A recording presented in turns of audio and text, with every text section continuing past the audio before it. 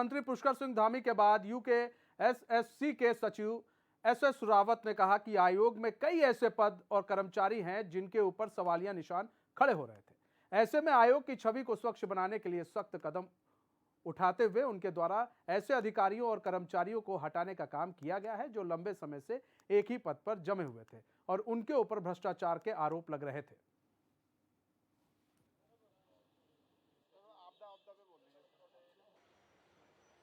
हमें पहले से ही जब हम गए तो हमें लगा कि थोड़ा सा जो है चेंज करने की ज़रूरत इसलिए भी है क्योंकि पूरे आयोग पे प्रश्न चिन्ह लग रहे थे। तो सबसे पहली जो ज़रूरत ये समझी गई कि भाई आपने जो है चलो सचिव भी हट गए, चेयरमैन साहब ने इस्तीफ़ा दे दिया और एग्ज़ाम कंट्रोलर रिटायर हो गए थे, लेकिन बेसिक चीज़ है आयोग में जो है जो काम होता है वो नीचे के कर्मचारी ही करते हैं। तो वो सब एज इट इज़ थे। तो मुझे ये महसूस हुआ कि नहीं, जो जहाँ पे लंबे समय से काम कर रहा है उसको जो है रिशफल करना बहुत ज़रूरी है। तो ये चीज़ें जो आप कह रहे हैं कि कुछ हमारे कुछ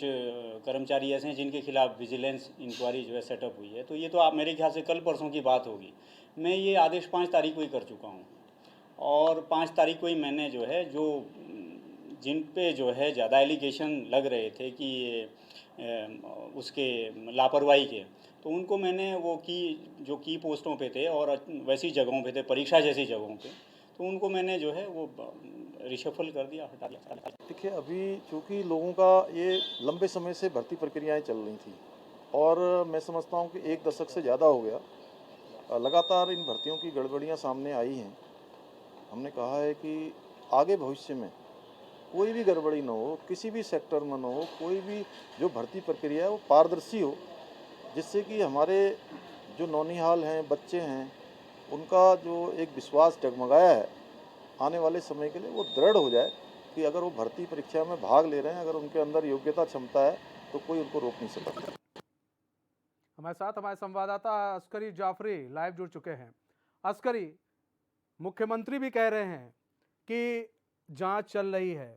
अधिकारी भी कह रहे हैं जांच चल रही है, लेकिन सवाल यह है कि जांच में कई अधिकारियों पर तो गाज गिरा है, लेकिन जो सफेद पोश हैं उन पर जांच कब तक होगी? जो कांग्रेस सवाल भी उठा रही है कि कई ऐसे सफेद पोश हैं जिनकी जांच होनी चाहिए, तो उनकी जांच कब तक होगी जो सवालों के निशान घेरे में आ रहे हैं?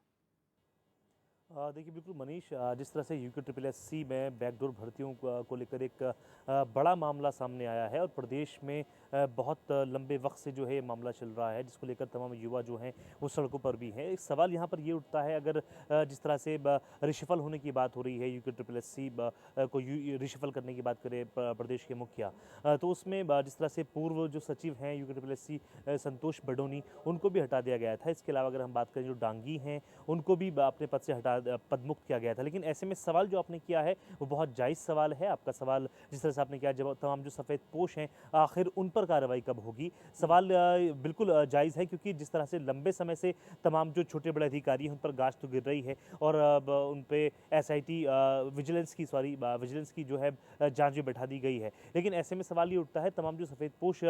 इस पूरे मामले के पीछे आखिर उन पर कार्रवाई कब होगी, क्योंकि ऐसी कोई भी आधिकारिक पुष्टि या आधिकारिक बयान अभी तक नहीं आया है जिसमें किन्हीं नेताओं का नाम सामने आया हो। हालांकि सिर्फ एक नेता जो है हाकम सिंह, भाजपा नेता, उनका नाम ज़रूर सामने आया था और उनके खिलाफ जो है कार्रवाई भी हुई है, एसटीएफ ने उनको गिरफ्तार भी किया है। लेकिन अभी जो और बड़े बड़े बागड़ बिल्ले इस खेल में शामिल हैं, एक बड़ा सिंडिकेट है जो इसमें कहीं ना कहीं शामिल है और छुपा हुआ है। अभी जिस तरह से अगर हम बात करें, लगातार जो है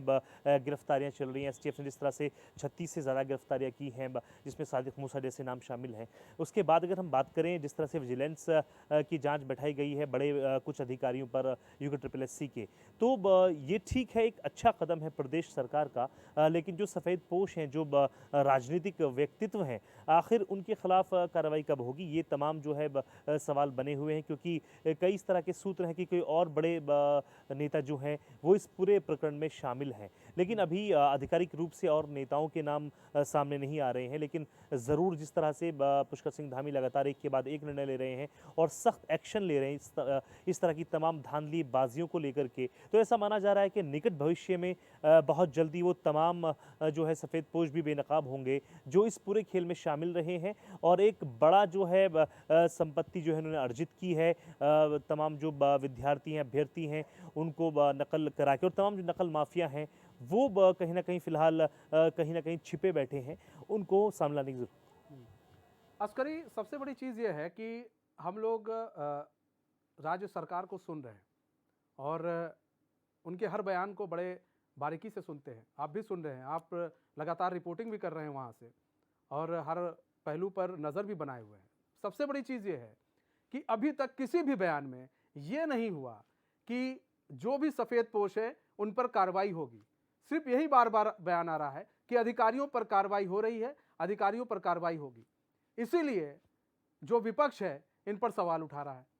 कि भाई आप अधिकारियों की तो बात कर रहे हैं, जो छोटे मगरमच्छ हैं उनको तो आप पकड़ने की बात कर रहे हैं, बड़े मगरमच्छ को कब पकड़ा जाएगा, यही सवाल उठ रहा है बार बार। इसी को लेकर हाई कोर्ट में मामला भी है कि भाई सीबीआई को जांच सौंप दी जाए।